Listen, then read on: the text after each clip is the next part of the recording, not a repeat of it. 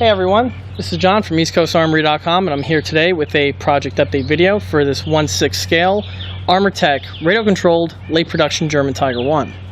Since the last video update, the model's paintwork has been completed, and the model in this condition here is approximately 95 to 96% complete. We'll be going over these additions that were made to the model to get up to this point in this video. First, a quick walk around the model.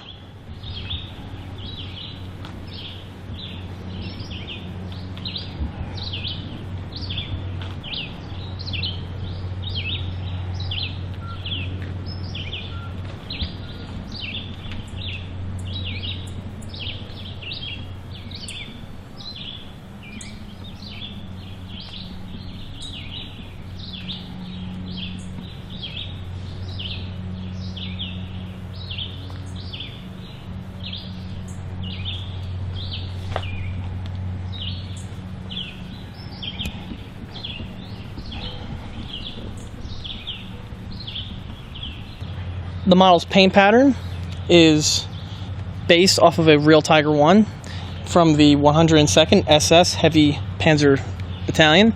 This vehicle would have seen action in Normandy around June 1944. The model's paint pattern does have some shading and some mild weathering. However, the vehicle is going to be left in a mostly unweathered state.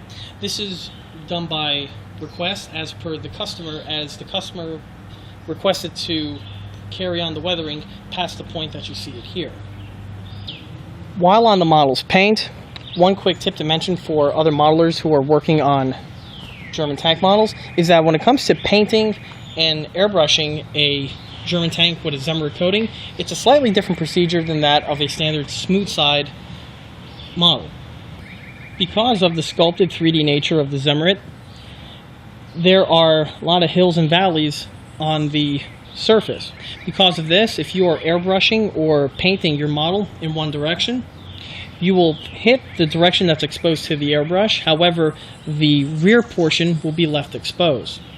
It is a common trait to see on models that have Zimmerit in that you will see the pattern and base coat applied to one side.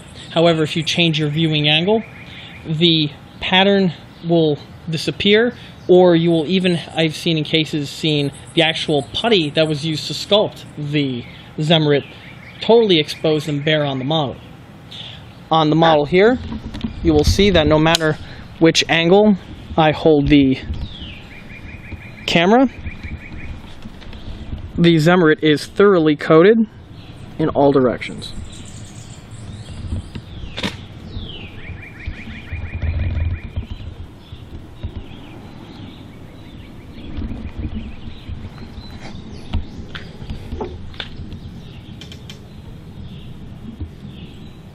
Moving along to the tank's markings, all of the model's markings have been applied. For this model here, I use the exact same format that I always use on all of my 1/6 builds, and that is the use of paint and homemade stencils.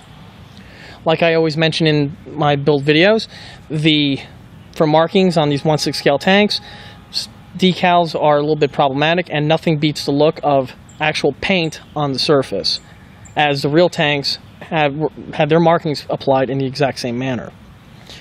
Starting with the number, you'll see that the tank number is 134. 134 was a real Tiger 1, like I mentioned earlier, was found with this camouflage pattern in Normandy.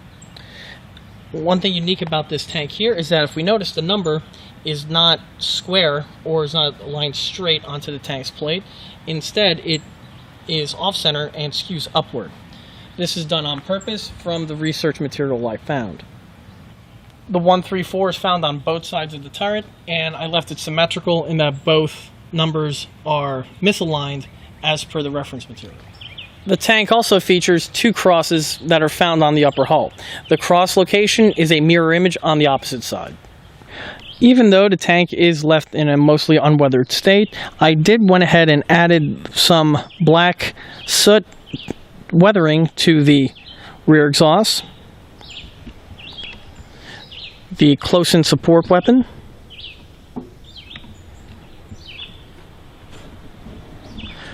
the coaxial MG34T machine gun, as well as a little bit of powder fouling on the muzzle brake itself. While on the muzzle brake, another tip I like to recommend for modelers is that on a lot of smaller scale builds, I tend to see a lot of modelers who tend to add a lot of weathering to this location here.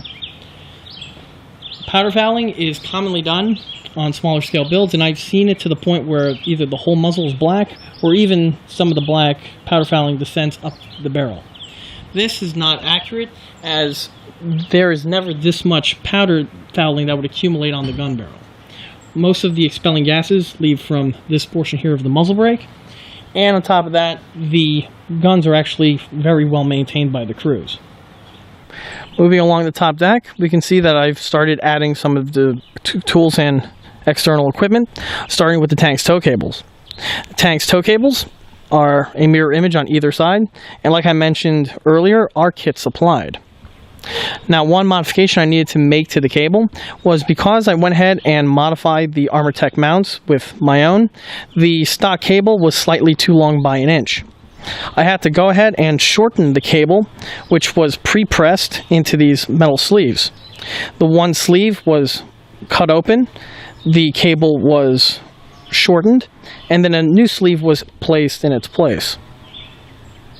Once completed, the modification is seamless and blends in with the rest of the cabling detailing. The tow cables are completely removable via loosening of these fasteners here, just like it is on the real vehicle. In addition to the cables, the C-clamps have also been mounted on. As what was discussed in earlier videos, the clamps are also fully functional, and the clamps just simply mount on and the fasteners get tightened in place. Progressing downward takes us to the tank's tracks. As you can see, the tank's tracks have been painted and applied to the model. Now, the tracks are another portion of model tanks that builders like to tend to weather a lot, namely with the use of rust. Like I like to mention in my other build videos, the tracks on these tanks were made out of a high manganese steel and were actually corrosion resistant. Typically, when you would see tracks rust is when the tank was destroyed or caught on fire, or if the tank was sitting outside on display for several decades. Currently, you will notice that the tracks only have their base coat on at the moment and are absent of any weathering. Since the tank is radio controlled and the tracks are made out of metal, the tracks will naturally weather themselves after the tank is driven a very short distance. In the following videos, you will see these tracks in the weathered state after the tank makes a couple laps around the track. Currently, the last of the model's tools and other components are being painted and will be fitted very soon. Once fitted, the model will be completed. And with that concludes this project update video for this 1/6 scale Armortek radio controlled late production German Tiger 1. If you like this video, stop by and like us on Facebook, and don't forget to check out eastcoastarmory.com for more 1/6 and 1/16 scale builds and detail components. Thank you.